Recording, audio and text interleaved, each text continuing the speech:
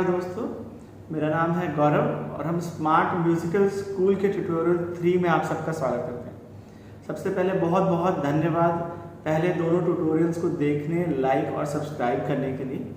आपके लाइक्स और सब्सक्राइब हमें बहुत मोटिवेट करते हैं फ्यूचर ट्यूटोरियल्स की तरफ। और जैसा कि हमने ट्यूटोरियल 1 और 2 में आपको पहले बीगल सिखाया था, उसको एक हर्ट्स पे चेक करना सिखाया था, उसी तरह जितने भी विंड इंस्ट्रूमेंट्स हैं वो हम एक टेक्निकल सपोर्ट के साथ यहाँ सीखेंगे, स्मार्ट तरीके से सीखेंगे। थोड़ा सा उससे इजी हो जाता है कि हम कौन सा नोट कहाँ गलत ले रहे हैं। तो लास्ट ट्यूटोरियल में मैंने आपसे कहा था कि हम थोड़ा सा मोतौगन का, एक हारमोनिका का थोड़ा सा आज क्लैरिटी लेंगे कि इसको हम इनिशियल फेज पे हम कैसे बजा सकते हैं, स्केल क्या होता है, उसको कैसे चेक करते हैं। तो सबसे पहले अगर आप बिगनर हैं तो मैं आपको सजेस्ट करूंगा कि आप सी स्केल का इंस्ट्रूमेंट लें। जैसे कि ये जो मेरे सामने है, ये सी स्केल का इंस्ट्रूमेंट है। अच्छा, थोड़ा सा मैं आपको यहाँ क्लियर करूंगा कि सी स्केल, डी स्केल, जी स्केल, इन सब में डिफरेंस क्या होता है। सी स्केल का जब इंस्ट्रूमेंट होता है तो हम जब मिडिल से सा बजाते हैं, कोई भी इंस्ट्रूमेंट में 3 तरह के हम नोट्स निकाल सकते हैं, एक बेस, एक मीडियम, एक हायर। तो जो मीडियम सा होता है वो एक्चुअल में एक पियानो और हारमोनियम के सा के इक्विवेलेंट होता है। उसको हम अपने अगर हर्ट्स मीटर पे हम चेक करना चाहें तो वो यहाँ पर आपको सी दिखाई देगा, C5 दिखाई देगा। ठीक है, अगर हम सी स्केल का इंस्ट्रूमेंट उठाते हैं तो जैसे फॉर एग्जाम्पल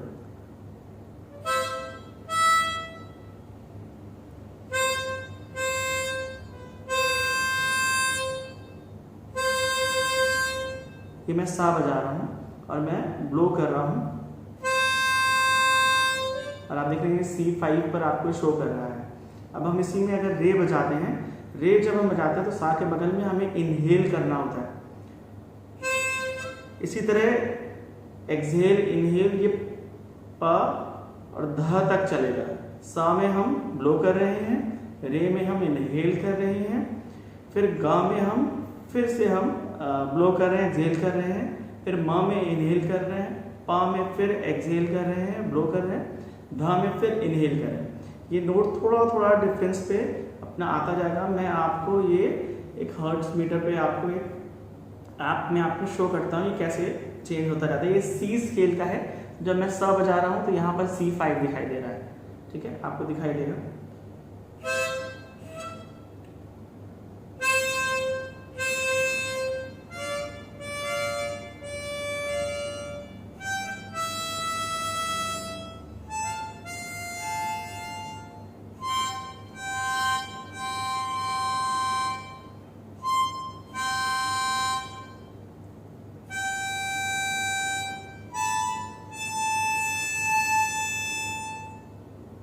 अगर आपने देखा होगा थोड़ा सा मेरे लिए क्योंकि ये दोनों हाथ से पकड़ के बजाते हैं ना, तो इसलिए it is a little difficult. मैं कोशिश कर रहा हूँ कि एक हाथ से ये हर्ट्स मीटर आपको सामने चेक कराता रहूँ। तो आपने सा देखा, C5 का सा बजा होगा, फिर सी के बाद डी आता है रे, फिर डी के बाद ई आता है गा, फिर मा, फिर पा। ये इसी तरह सा को हमने एक्सहेल किया, फिर इनहेल किया, फिर एक्सहेल किया, फिर धीरे धीरे हम ये शिफ्ट करते जाते हैं अपने आप को टुवर्ड्स राइट। फिर जब हम प बजाते हैं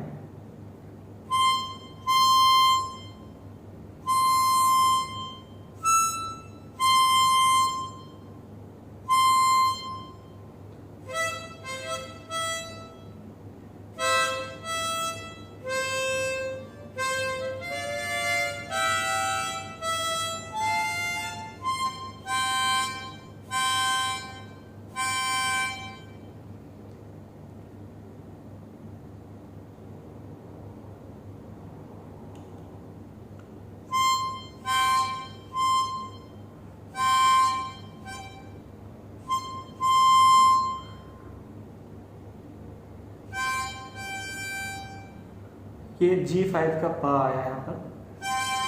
फिर धा को हम फिर इनहेल करते हैं, फिर नी को फिर हमें इनहेल करना होता है। धा और नी दोनों हमें इनहेल करना होता है। यही एक क्लैरिटी हमें दे रही थी ये जब हम सी का हारमोनिका बजाते हैं। क्योंकि इंस्ट्रूमेंट दोनों हाथों से बजाया जाता है तो थोड़ा सा ट्यूटोरियल में मुझे डिफ़िकल्ट हो रहा है इसको आपको क्लियर कराना है, इसीलिए मैं एक हाथ से ब्लो करके और आपको चेक करा रहा हूँ कि ये एक्चुअल में जब आप देखेंगे तो C5, D5, E5, अगर हम देखें C5, D5, ये अगर हम C5 पर आ जाए तो ये C5 से हम स्टार्ट करते हैं,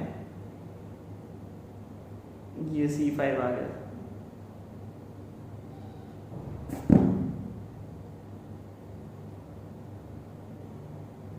ये C5 के बाद C5 शार्प है, चीज़ें मैं बाद में आपको फ्यूचर ट्यूटोरियल्स में सिखाऊंगा। तो उसके बाद C5 शार्प के बाद फिर C के बाद D आ जाता है, फिर E आ जाता है, ये लाइन से पूरे चार्ट चलता रहता है। तो जब हम इसमें बजा रहे हैं हमें देखना है कि नोट मेरा सही जा रहा है कि गलत जा रहा है। तो हम C5 बजाएं, फिर D5 पे, फिर E5, फिर F5, फिर G5, फिर A और फिर B आता है। बस इसमें एक जो हमें ध्यान रखना है कि जब हम C बजा रहे हैं यानी सा बजा रहे हैं तो हम ब्लो कर रहे हैं, फिर हम रे बजा रहे हैं तो इनहेल कर रहे हैं। तो इस तरीके से हम ब्लो इनहेल अ तक जाता है, फिर पा के बाद फिर हम इनहेल करते हैं धा को। तो जो नी है उसको भी हमें इनहेल करना है, धा और नी दोनों को बैक टू बैक इनहेल करना है। तो ये हमारा मीडियम C5 का ये पूरा सब तक तैयार हो जाता है। इसके बाद हम कोई भी गाना एक बार हम ब्लो करना सीख जाएं, फिर हम धीरे धीरे बजा सकते हैं इसके अंदर, लाइक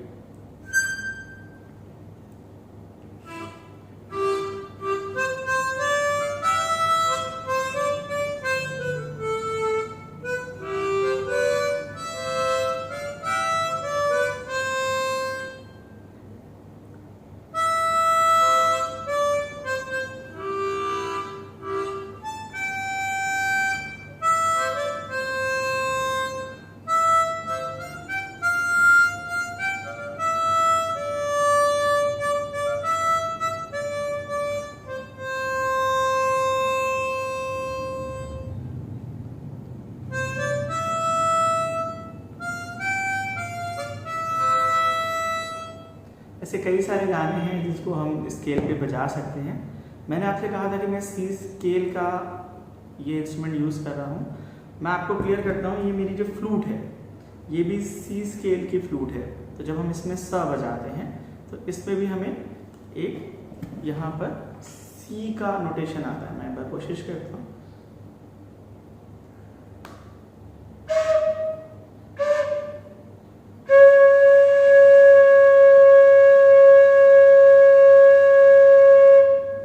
तीनों फिंगर जो रखी है सा का जो पोजीशन होता है, जब हम देख रहे थे उसमें C5 बजता है।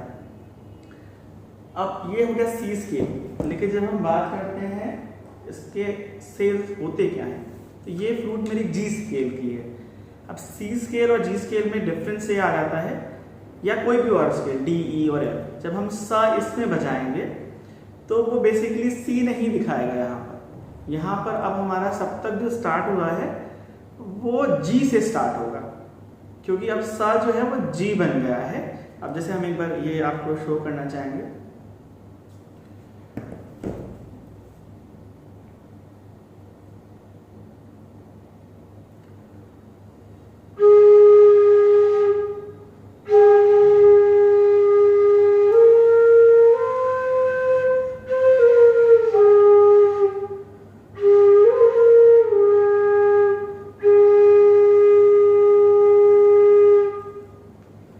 जो मैंने ये बजाया ये G4 और G शार्प 4 के बीच में आ रहा था, G की स्केल पे सा बज रहा था। ये सा जब हम बजा रहे थे तो यहाँ पर ये G आ रहा था, जबकि एक्चुअल में जब हम C की स्केल से बजाएंगे तो वो सा ही आएगा।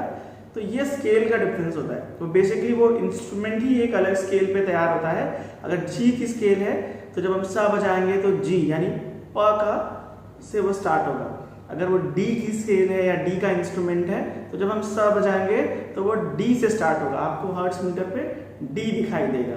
तो इस तरीके से हम एक इंस्ट्रूमेंट प्रेफर करते हैं या जानते हैं। इनिशियली हमारे लिए बेस्ट है कि हम C का इंस्ट्रूमेंट उठाएं, C की स्केल का, क्योंकि वो हमारे लिए थोड़ा इजी भी होगा समझना।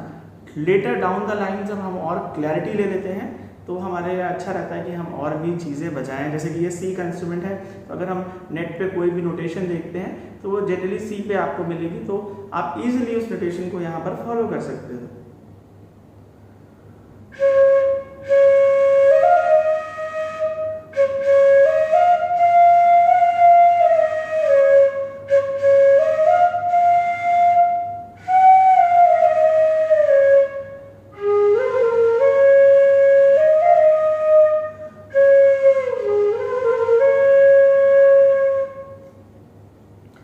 Thank you so much. अगर आपको ये वीडियो पसंद आए तो उसे प्लीज़ शेयर करें, लाइक करें और सब्सक्राइब करें।